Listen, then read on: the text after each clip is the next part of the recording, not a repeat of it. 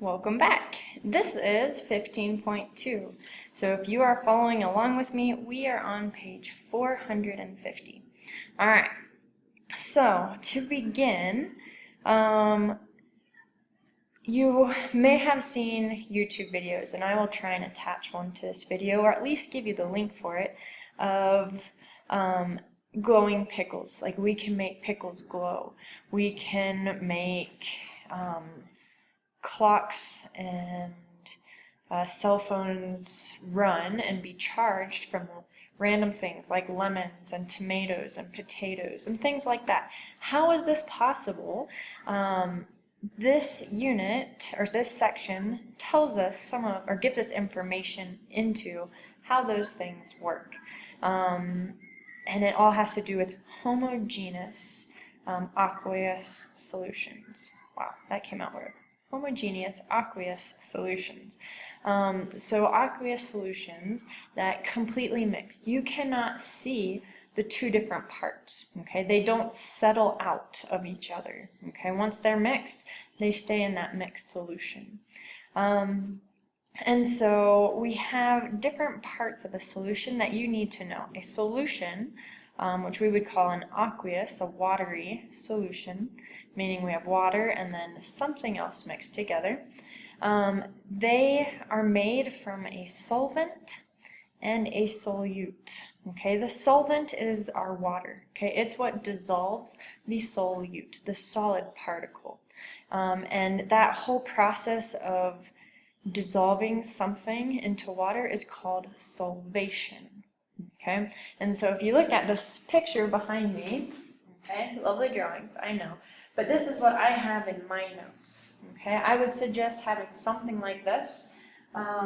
As you're going through, draw pictures and label them so you don't have to write as much.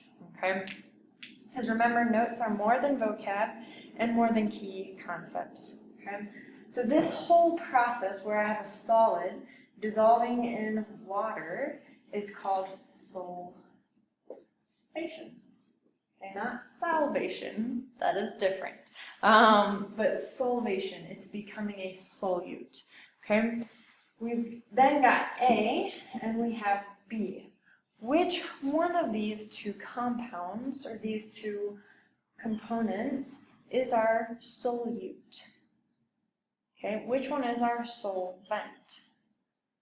Okay, write down your answer or think about your answer, and we'll come back to this in a second. Welcome back. Okay, we just took a pause so you could write your answers and submit them on Edmodo, or our Zaption movie. Hopefully for A, you put solvent. Okay, that's the liquid here, and I try to draw water. Normally, our meniscus, the surface area or surface of our water or liquid, is not wavy like an ocean. Okay, and B, hopefully you put solute. Okay, because this is our solid, and you can see that it's being broken up into our solution. Okay, and so this whole thing is an aqueous solution. All right, so now I want you guys to take a look at this picture. All right, we have, it's similar to the picture on page 451, the solution process. So I want you guys to look at this picture. When you have a solid dissolving in water, you can see that it breaks up into small pieces, and we'll go ahead and show you. So positive and negative ions, it breaks up into pieces. What must happen for an ionic solid to dissolve? Okay, think about that answer. I'm going to have you write down your answers in just a minute.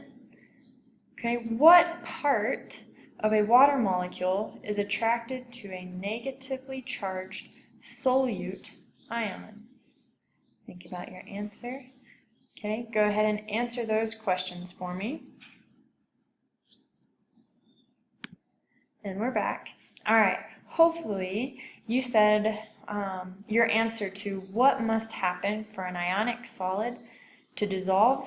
You put that the molecules of the solvent, okay, the liquid must be able to overcome the attractive forces between the ions that are holding the solid particle together.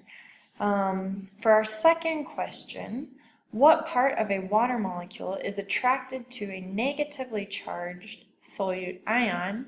Hopefully your answer was the hydrogen atoms. The hydrogen atoms will combine to them, or surround them, sorry. Good. All right, so that's our solution process, and we're going to keep moving to electrolytes and non-electrolytes. So this is page 452. So an electrolyte has the word electro in it. That is your hint, okay?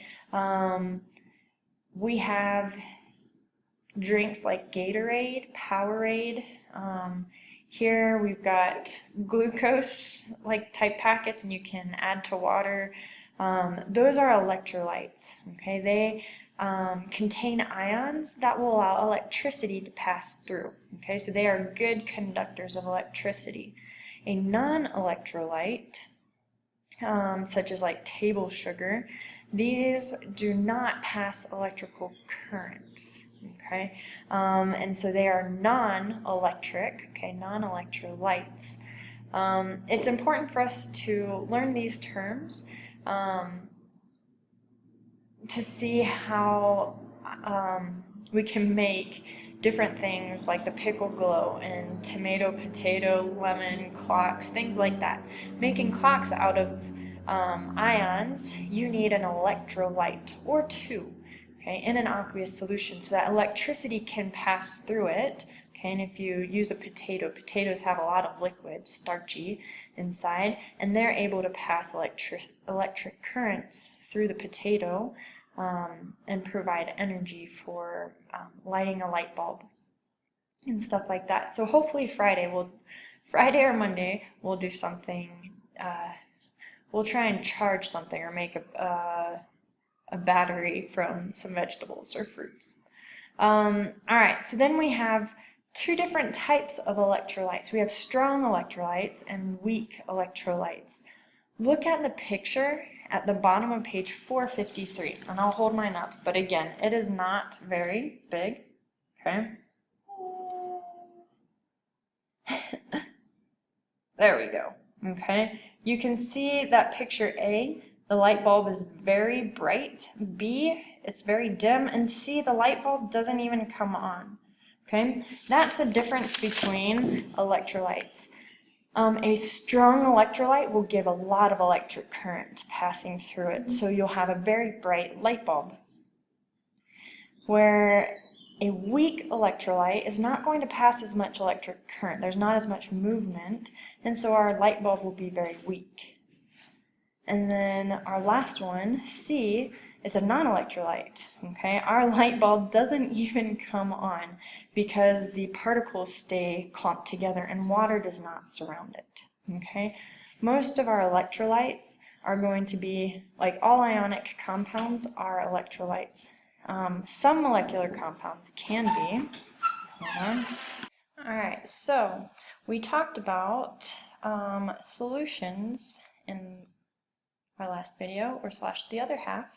And so right now I have salt, if you can see it down in my cup. Okay, salt in this beaker, okay? And if I add water to it, okay, it's going to mix. And this compound, salt, hopefully you remember, is an ionic compound. That ionic compound will then go through the process of solvation to go into a homologous or homogeneous, both are the same, solution. And so we'll go ahead and pour the water in, and upon first look, okay, it's very salty. A lot of the salt is still at the bottom, but if we stir this enough, most of that salt is going to dissolve, okay, until each one of the sodium and chlorine ions are surrounded by water molecules, okay, and that is going to take us a long time to have happen because some of our salt is like rock salt, so they're big pieces. So if I were to stir this, it would take me forever to make, but we would have a homologous mixture, so that would become clear. And right now it's kind of cloudy as those ions are being surrounded by our water molecules. All right, so now we're going to move on. To quickly rediscussing electrolytes and non-electrolytes. I know we talked about them. What would be salt, an electrolyte or a non-electrolyte? Hopefully, you would say it's an electrolyte. Because it's an ionic compound, it's going to break down properly into the water. And again, I should probably put this down, I'll be sidetracked for a while. It will all dissolve into its ions. Okay, so it is an electrolyte. Like we said, Gatorades, power, like sport drinks, those are all containing electrolytes because as you sweat, your sweat is very salty. You're losing ions as you sweat.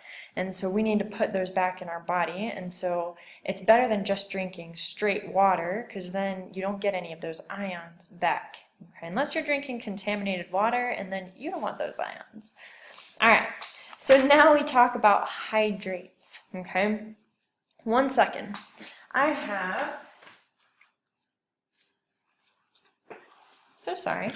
have two compounds. This one is ammonium ferrous sulfate. Okay, don't eat it. And this one is zinc sulfate.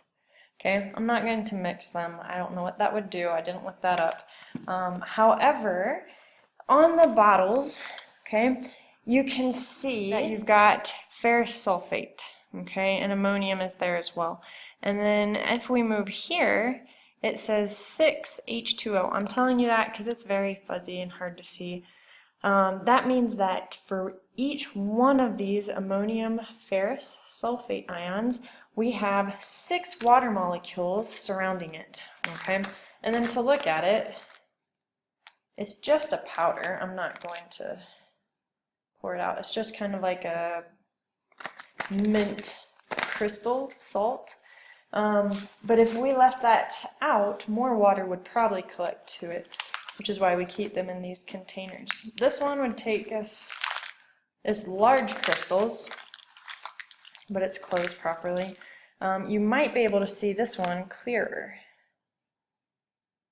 If only I were not so shaky. Right here, you've got zinc sulfate, one of those molecules, to 7 water molecules. Okay, and so those are hydrates. It means that they've either had this water added to them or been dehydrated until that amount is there. But the water is in these compounds, so they contain some water. But a lot of hydrates we use in our everyday life. We've got effervescent hydrates and hygroscopic hydrate. So the effervescent hydrates, these ones will lose their water of hydrates. So they will have that water evaporate off. Hygroscopic, these ones pull more water from the air. And so a lot of times you might have a lot of moisture in like your bathroom from like showers and stuff. Or just have a damp house, and so you can buy these containers and you take the strip off the top and there's like a mesh and there's some crystals, and at the bottom the water, it gets collected.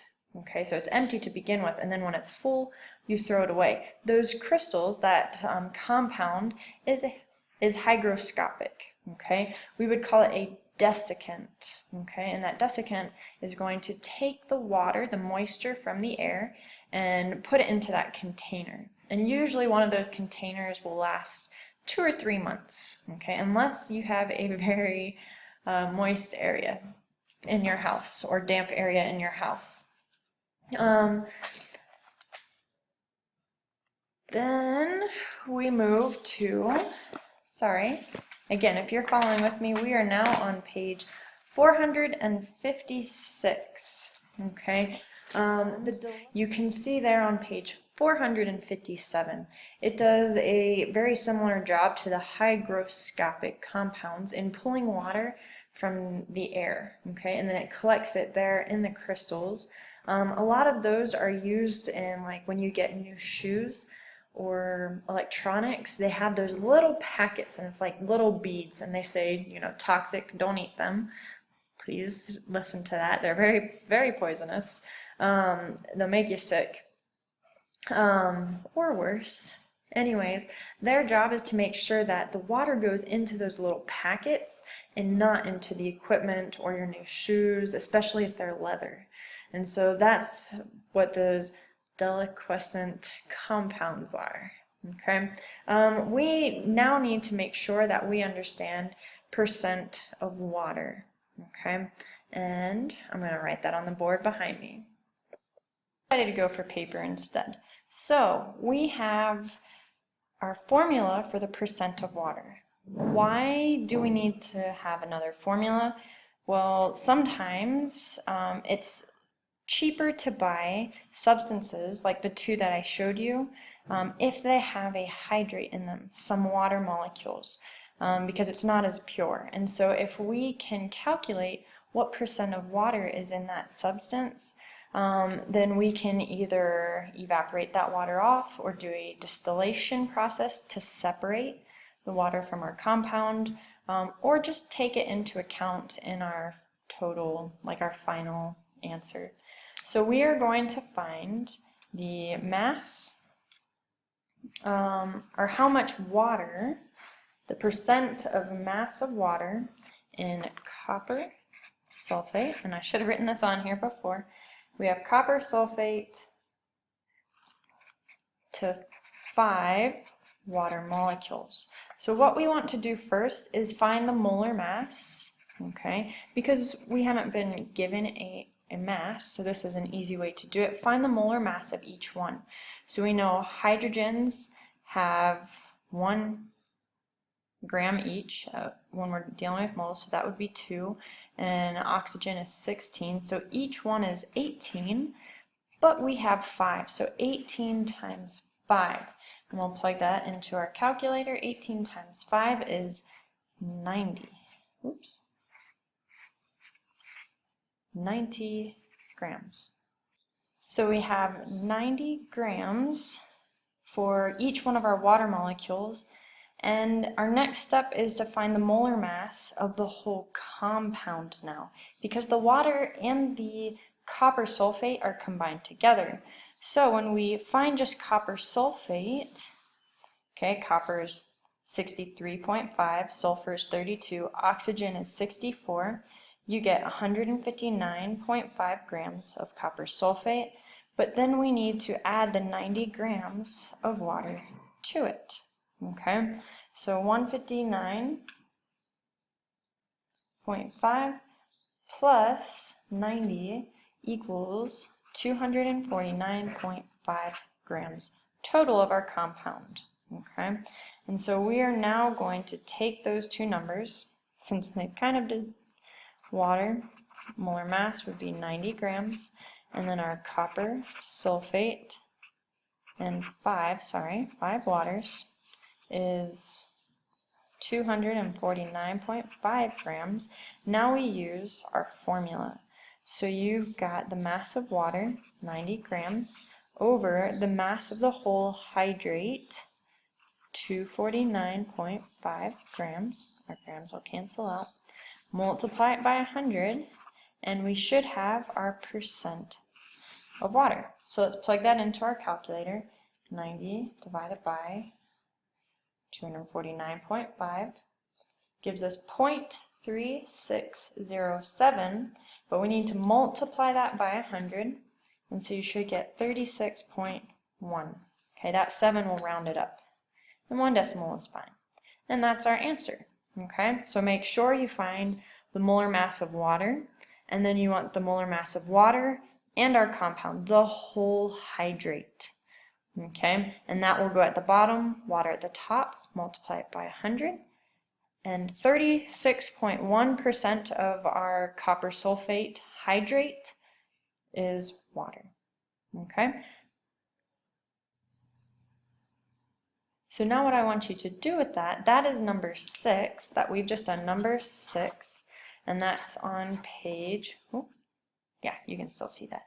That is on page 456.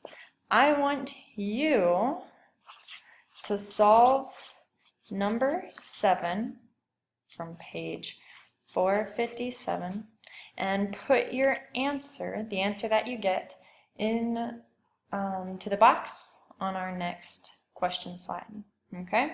All right, if you guys have any questions over 15.1 or 15.2, please email me or send me a message on Edmodo, and I will get to your message and respond as fast as I'm able to. I hope this makes sense, and I'm going to leave you guys with a joke. I hope you enjoy. Oops.